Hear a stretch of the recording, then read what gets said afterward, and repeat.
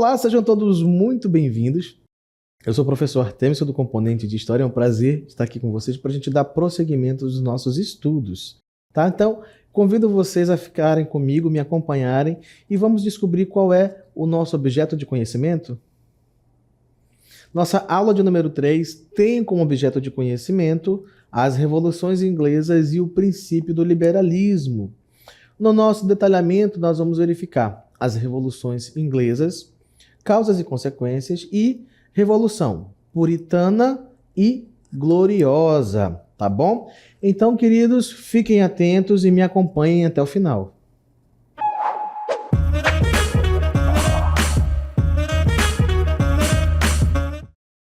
Então, nós vamos falar um pouco hoje sobre a questão da Revolução Inglesa, tá bom? Ou das revoluções inglesas. Na verdade, há algumas discordâncias se nós poderíamos falar em revoluções ou apenas em uma revolução. Porque a gente vai verificar na nossa aula que, na verdade, ela vai estar dividida em alguns momentos distintos ali que vão acontecer fatos específicos que têm grande importância no desenrolar da transformação política e econômica também dentro da Inglaterra, tá? Mas alguns historiadores dizem que, na verdade, ela tem que ser entendida como um momento único, apesar desses fatos que vão acontecer ali, que não são isolados e que estão diretamente relacionados uns aos outros. Mas, didaticamente, né, fica bem mais fácil a gente entender como revoluções inglesas, né, porque é mais fácil dessa forma da gente pegar um recorte específico e estudar. Então, para abrir esse momento, eu quero trazer para vocês o mapa da Inglaterra durante esse período chamado de Revolução. Vamos lá? Então, aqui nós temos as áreas controladas pelo rei, né, no final de 1645. Você observa ali a parte de Londres ali toda em amarelo ali, perdão, em laranja, e há uma área maior em amarelo, mas também nós temos ali a Escócia em verde e a Irlanda em verde. Por que que se o rei só controla aquela parte menor ali de laranja, por que que tem toda essa área então sendo mostrada no nosso mapa? Tanto Escócia como Irlanda, como também aí a questão da Inglaterra, porque nós temos que pensar que naquele momento era muito comum, tá? Os impérios, os reinados se espalharem e terem influências por outras áreas também. Além do que, era muito comum também que houvessem casamentos entre príncipes e princesas de reinos e impérios distintos, tá bom? Afinal de contas, a realeza só casava com a realeza. Aquela questão do príncipe casar com a plebeia ou a plebeia ou a princesa casar com o plebeu só acontece nos contos de fada, tá bom? Na realidade, isso é bem diferente. Até porque, nesse momento, os casamentos, pelo menos a maioria deles, quando nós falamos nessa questão dessa elite que governa os países, ou governava os países, os casamentos não funcionavam, porque eu amo fulano, me encantei, vou casar com o meu príncipe dos sonhos. Não, os casamentos funcionavam como acordos políticos e militares também. E econômicos, diga-se de passagem.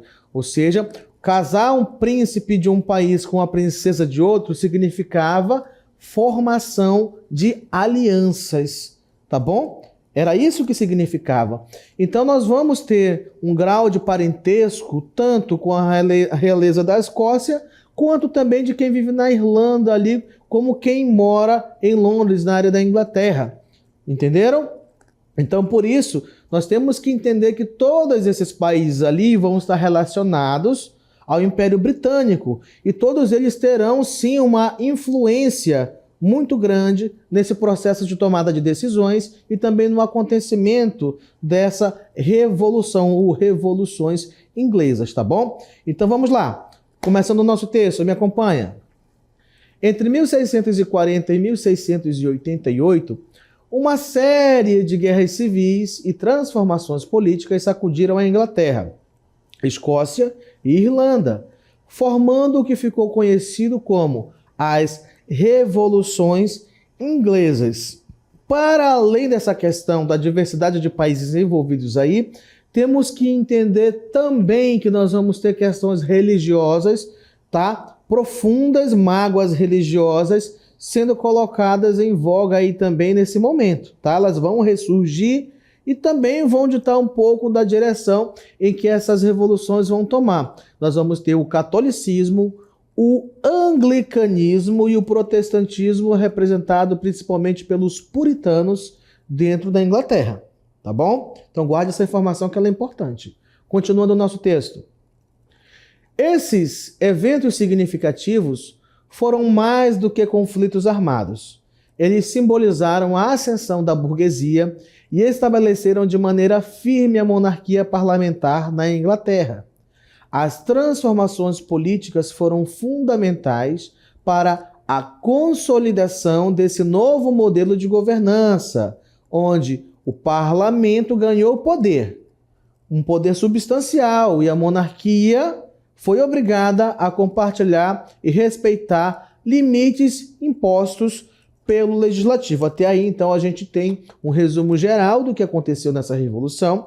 Daqui a pouco a gente vai começar a verificar a parte do que foi ela, mas agora é interessante eu mostrar para vocês, aqui ó, na sequência, na nossa imagem, nós temos um fluxograma que mostra qual foi a estrutura política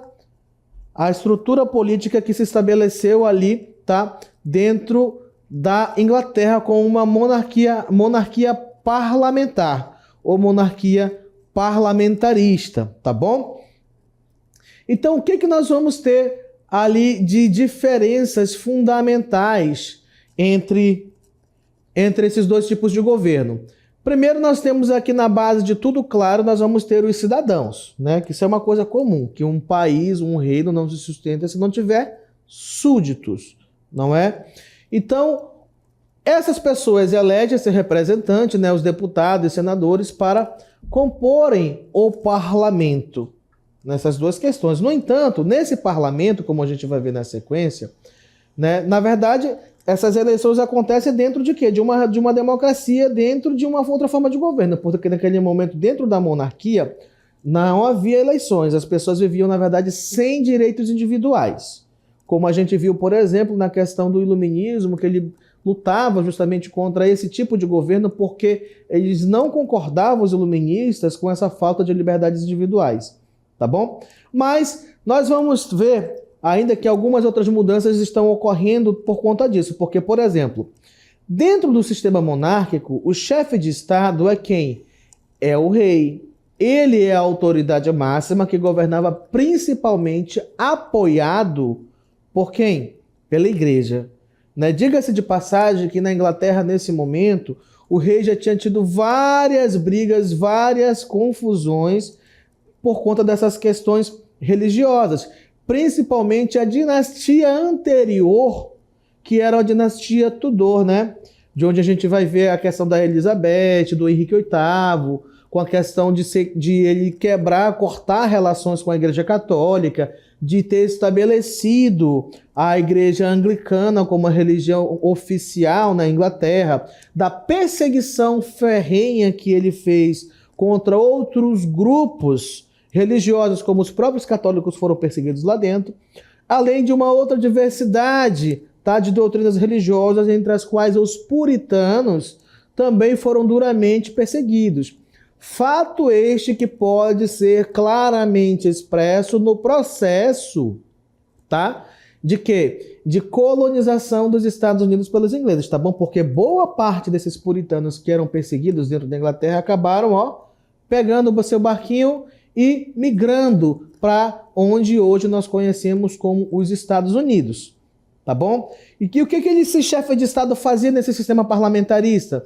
Ele aprova ou não o governante e seu gabinete, né, dissolve o parlamento em caso de crise política e convoca novas eleições caso ele queira para fazer isso aí, tá bom? Mas dentro do parlamento, do sistema parlamentar, o chefe de Estado não é mais esse rei que vai escolher ou vai apontar, vai pedir para alguém escolher por ele esse corpo de pessoas que vai ajudar na administração. Já dentro do sistema parlamentarista, quem manda de verdade é o primeiro-ministro. Então, nós vamos perceber que dentro da história da Inglaterra, em um determinado momento, o monarca foi obrigado, foi empurrado para que, de fato, ele abrisse mão do poder exacerbado que ele tinha, Lembra a questão do direito divino dos reis, que o rei nasceu rei porque Deus quis, então ninguém podia questionar a sua forma de governo, se era bom ou se era ruim. Então ele tinha um poder muito grande. Então é justamente no estabelecimento de uma monarquia parlamentarista, tal qual aconteceu na Inglaterra, que o rei lá vai começar a ter uma função limitada e também poder limitado, como ainda acontece hoje. Na Inglaterra nós temos família real, temos príncipes, temos princesas, reis e tudo mais.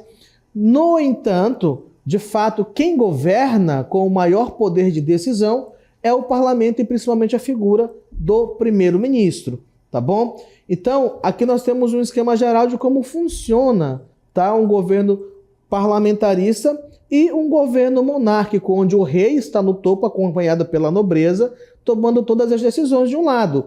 E do outro nós temos uma monarquia parlamentarista, onde o rei existe? Existe sim. No entanto, é o parlamento, os ministros e principalmente o primeiro-ministro é quem vai tomar essas decisões importantes, deixando essa família real um pouco, tanto ali de lado já, sem tanto poder nas suas mãos. Continuando. As revoluções inglesas foram um ponto de virada crucial na história política e social desses países, moldando o curso do poder e influenciando a maneira como o governo era exercido e controlado, né? Então, acabei de dizer que por conta dessa revolução, o que vai acontecer? O estabelecimento de uma monarquia parlamentarista, onde a figura do rei perde poder. Então, é por isso que a gente vai ver essa maneira como o governo é exercido e controlado sendo modificada. Então, vamos continuar aqui no nosso texto, tá bom? A história da Revolução Inglesa se desdobra em 4 fases distintas. Vamos ver quais são elas. A primeira delas é a Revolução Puritana e a Guerra Civil, que ocorreu entre 1640 e 1649. Então, nesse período, a gente vai ter, então, na verdade, já tinha tido uma ascensão de uma classe muito forte, que eram quem?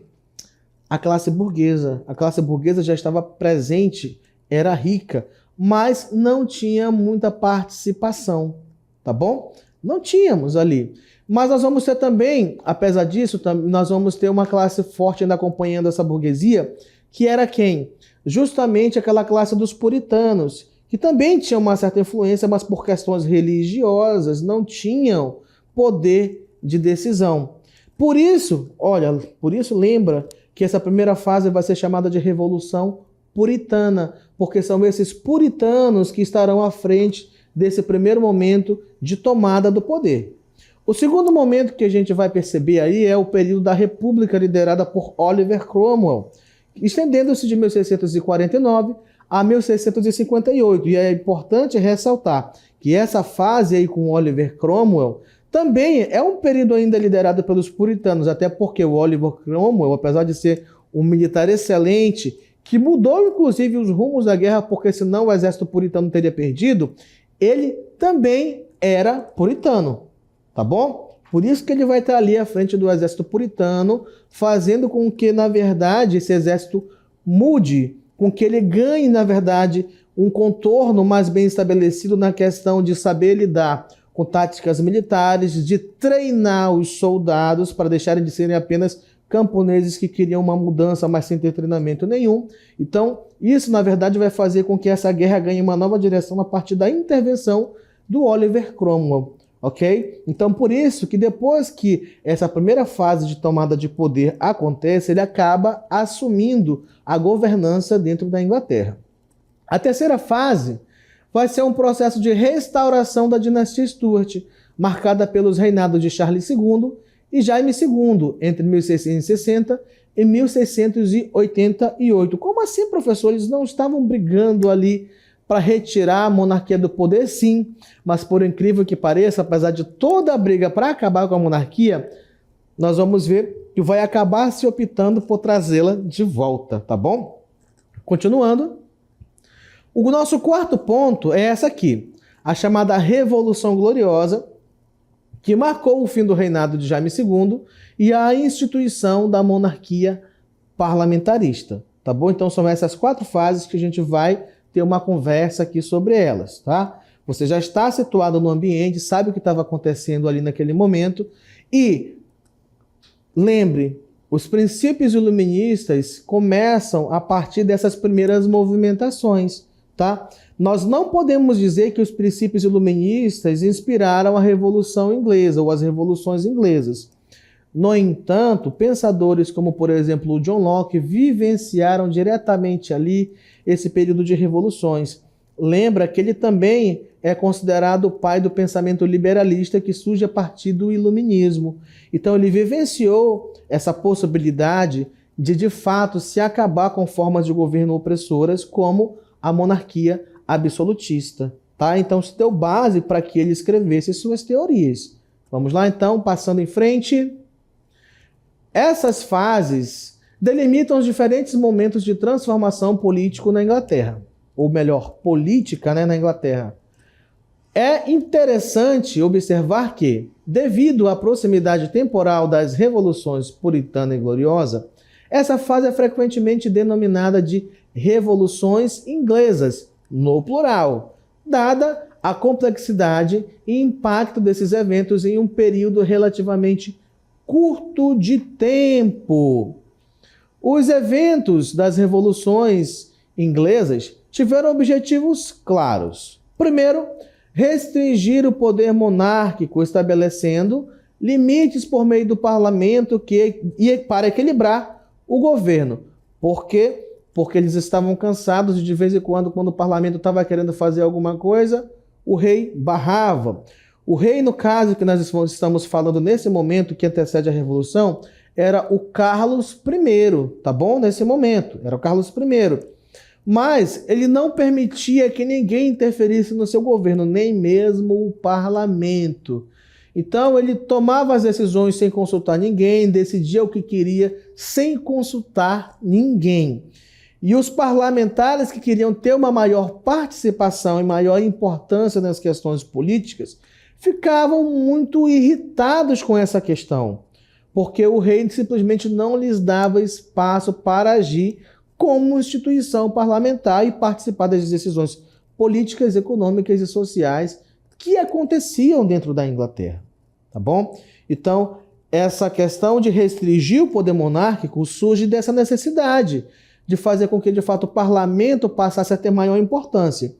Não, então, esse era um dos grandes interesses. Segundo, assegurar a liberdade religiosa para os anglicanos, garantindo a proteção e preservação de sua prática religiosa. Como assim, professor, assegurar a liberdade religiosa para os anglicanos? Mas o senhor não disse que a dinastia anterior dos Tudor, né, com Henrique VIII, tinha estabelecido que anteriormente que a igreja anglicana seria a religião oficial dentro da Inglaterra? Sim, mas isso foi na dinastia Tudor. Quando a gente chega na dinastia dos Stuart, que é justamente essa aqui do Carlos I, do Carlos II, do Jaime também por aí por diante, o que vai acontecer? Eles eram católicos, eles tinham uma tendência católica muito forte, a religião deles.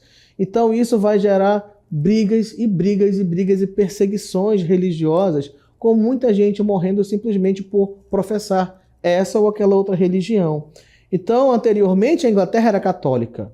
Quebrou ali, então, a proximidade com a Igreja Católica, com o Henrique VIII, porque ele queria se divorciar da sua esposa para casar com uma nova esposa, porque não tinha filhos homens, né, que é o caso da Ana Bolena, né, que se você for pesquisar, você vai encontrar informações a respeito disso.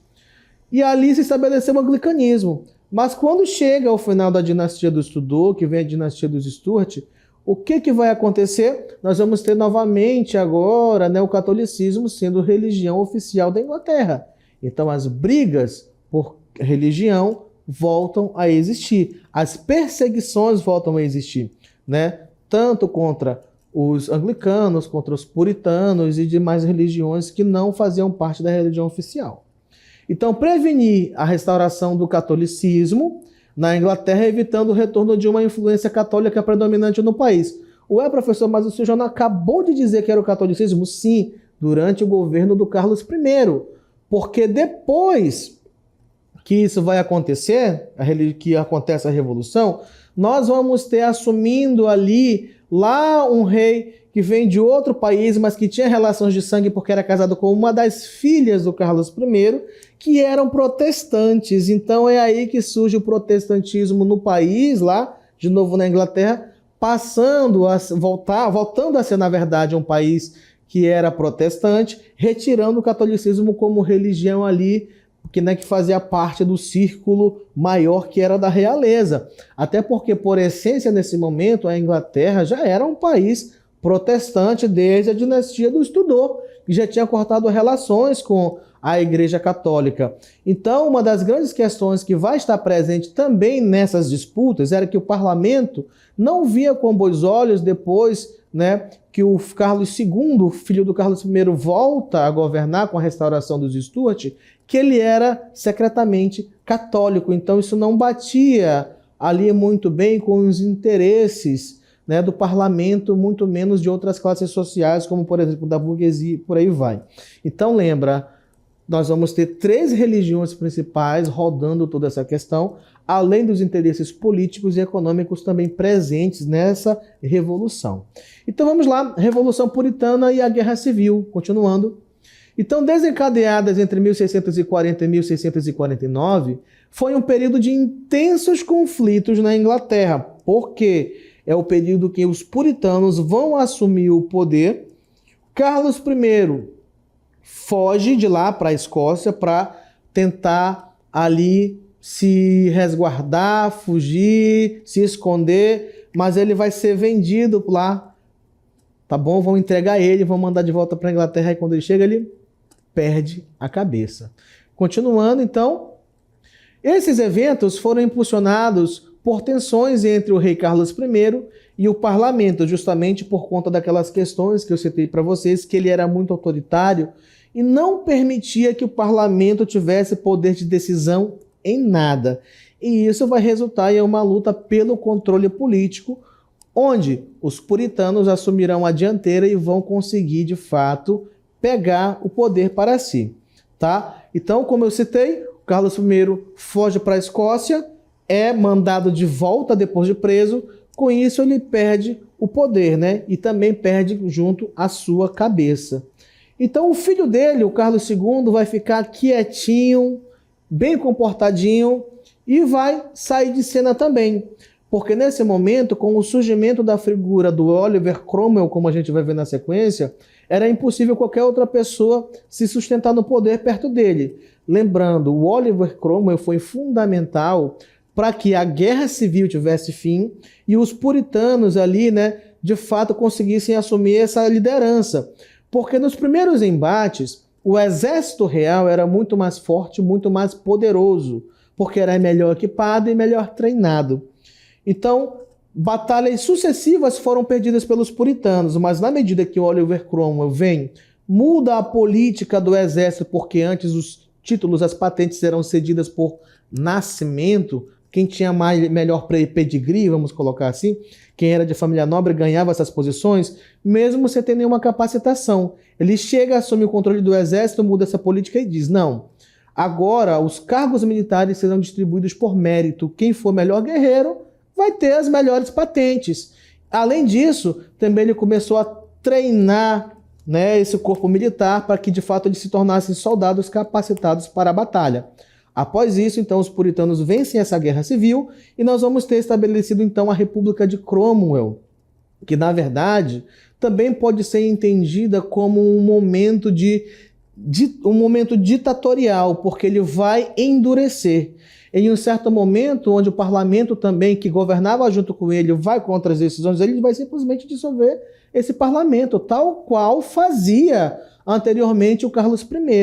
Então, o Oliver Cromwell, de 1649 até 1655, foi uma fase de governo autoritária, conhecida como protetorado, porque ele ganhou, após essa guerra civil, o título de Lorde Protetor.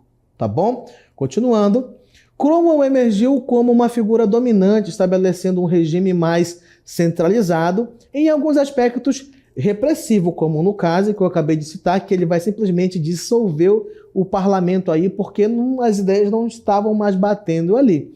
E o que ele buscava? Buscava estabilidade, como nós vamos ver na continuação do nosso texto, buscava estabilidade e governança. Vamos lá, o texto vai já aparecer para vocês, isso aí. Buscava estabilidade e governança baseada em princípios religiosos puritanos. Porém, enfrentou desafios e conflitos. No entanto, é importantíssimo a gente citar que é no governo dele que a marinha inglesa vai ter um grande crescimento e que também a Inglaterra vai acumular um absurdo de capital através dos Navigation Acts, ou dos atos de navegação, que era uma forma de proteger o comércio ultramarino inglês e de acumular riqueza. Então, essa é uma das explicações do porquê a Inglaterra se tornou ali o centro ou o berço do industrialismo, né, da Revolução Industrial, porque a riqueza que foi utilizada para bancar todo esse processo começou a ser acumulada por conta das ações tomadas por Oliver Cromwell. Então ele foi importante tanto nesse primeiro momento da Revolução Puritana para vencer a guerra contra as forças reais, como no processo de acumulação de riqueza que deu base para a futura Revolução Industrial também. Só que por conta dessa forma de ele governar, que era tão autoritária e repressiva, o que o parlamento vai fazer?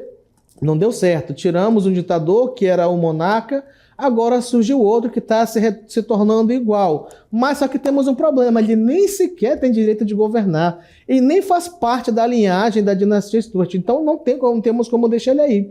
É aí que nós vamos ter um segundo momento, né, ou melhor, nosso terceiro momento, que é o processo de restauração da dinastia dos Stuart. Então, os reinados de Charles II e Jaime II, entre 1660 e 1688, marcam o retorno da monarquia após o período republicano. Então, qual foi a grande jogada nesse momento aí? Já que nós não temos, nesse momento, nenhum governante que de fato atenda aos interesses políticos dos puritanos e da burguesia, nós vamos tirar eles de cena e vamos trazer de volta a monarquia. Só que a gente vai começar a fazer pressão sobre eles. E aí então que o filho do Carlos I, né, agora o Carlos II, ou Charles, como você queira falar, as duas formas são corretas, é Carlos em português e Charles em inglês. Então ele vai ser restaurado como rei novamente da Inglaterra, só que ele viu o que aconteceu com o pai dele quando ele não atendia às demandas políticas e econômicas das outras classes. Então o que ele fez? Ele promoveu um governo bem pianinho, bem quietinho, sem causar problemas para ninguém. Só que tínhamos um problema. Já citei para vocês que a Inglaterra era essencialmente protestante. E adivinha? Esse cara aí na tela que está aparecendo para vocês nessa imagem, ele era católico. Então, por conta disso, ninguém estava satisfeito muito com ele, não. E começaram a pensar, então, cara, o problema deve ser essa dinastia aí, porque eles estão muito ligados ao catolicismo. Tanto prova que, por exemplo, o pai dele tinha um pacto com o rei Luís XIV da França, que também era muito católico, que se em determinado momento ele precisasse da ajuda do rei Sol, como era chamado, do Luís XIV, ele tinha que ir ajudar, um tinha que ir em auxílio do outro para se protegerem. Continuando, Carlos II procurou restaurar a estabilidade e tolerância religiosa, apesar das tensões persistentes entre o parlamento e a coroa. Mas, por conta dessas questões, como eu disse, não estavam satisfeitos com ele, vão armar um golpe para cima dele. E é aí que entra em cena, então, a figura do Jaime II, tá bom? Vamos ver na sequência aí, né? O Jaime II, aqui tá repetindo a imagem do Carlos, mas deixa ele de lado aí, tá? Daqui a pouco eu vou mostrar para vocês o Jaime. O que vai acontecer? O Jaime era casado com uma das filhas, tá, de um rei anterior dessa mesma linhagem. E é aí que ele entra em cena, então vão substituir um rei que era da linhagem direta por um que era casado que tinha um parentesco por casamento com essa dinastia. E o que vai acontecer? Ele vai assumir de fato, tá bom? Essa posição, mas com algumas questões. Então, com Jaime II, no entanto, as tensões aumentaram, já que a sua inclinação católica provocou temores e um retorno ao absolutismo. Então, por isso, ele vai ser tirado de cena. E aí que surge, então, próxima imagem, né? A figura do Jaime II, que era protestante, tá? ele era protestante, tal qual a sua esposa também. Então isso atingia não, mas compactuava diretamente com os interesses do parlamento, que também era protestante. Só que é aí nesse momento, quando Jaime II vem para depor, né, o Carlos II, que nós temos então o surgimento da chamada Revolução Gloriosa, que a gente vai ver que ela que vai ser responsável por estabelecer aquela monarquia parlamentarista. O parlamento vem, dá exército para ele, né, para o Jaime II, para que ele venha depor o Carlos II, e também, ao mesmo tempo, obriga ele a assinar um documento chamado de Bill of Rights, ou uma declaração de direitos, onde ele abriria mão de parte do seu poder como monarca para que, de fato, o parlamento pudesse atingir os seus objetivos de poder governar e, na verdade, estar acima do rei. Lembra do nosso fluxograma lá que a gente viu no início? De um lado, o monarca governa com autoridade absoluta e do outro lado é o parlamento? Então, é isso que a gente está dizendo, que essa Revolução Gloriosa é o marco que, de fato, traz para a Inglaterra essa transformação. Então, foi um evento sem derramamento de sangue em 1688. E é por isso que ela é chamada de Revolução Gloriosa, porque não houve mortes, tá bom? Foi uma forma pacífica. Encerrou o reinado de Jaime II e estabeleceu a monarquia parlamentarista. Como assim encerrou, professor, se ele acabou de assumir?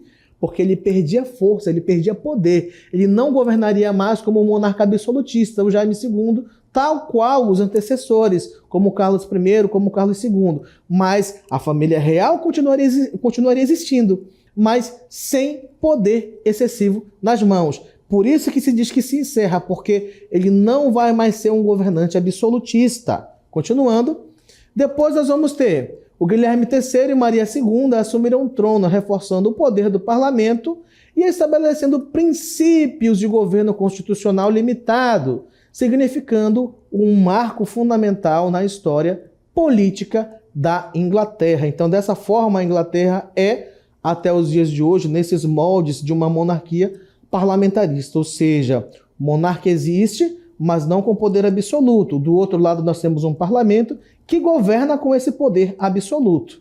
Ok, queridos? Muito obrigado pela atenção. Essa foi a nossa aula de hoje.